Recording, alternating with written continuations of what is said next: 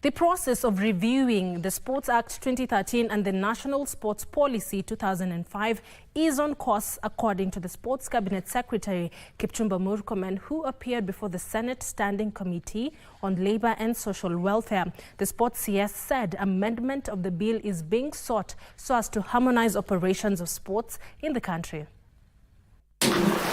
The review of the Sports Act will seek to reinforce sports development at the grassroots, as well as setting up of sports academies across the country, which will help in talent identification. The process is set to be complete by December. The objective of the bill is to amend the Sports Act, which is Cap 223, primarily to establish county sports academies across all counties, facilitating early talent identification and development from the grassroots.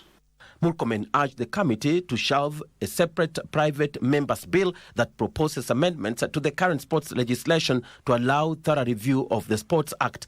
The reason why we are requesting the promoters of this amendment to wait is so that we can now capture all these things together. We will have to think through this bill. We think that we must think comprehensively. Why? Because for sports academies to be proper academies, they must deal with young people from 6 years to maybe at most 17, 18. The review of the Act will also seek the strengthening of the partnerships with the Ministry of Education to tap budding sports talents within Kenya schools and colleges.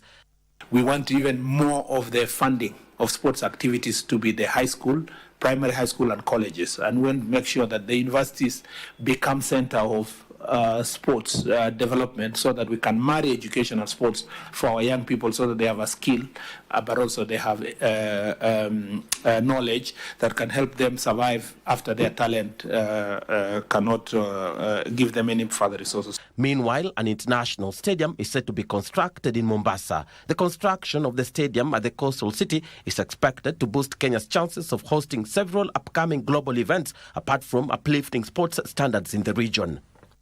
We need a world-class stadium in Mombasa, and not in 5 years, urgently, because we are now bidding to host various events. Today, initially the plan was one of the matches for Africa Cup of Nations should go to Mombasa, but because of the capital investment between what we are building new in Talanta and we want to do something of the same caliber in Mombasa, that was delayed.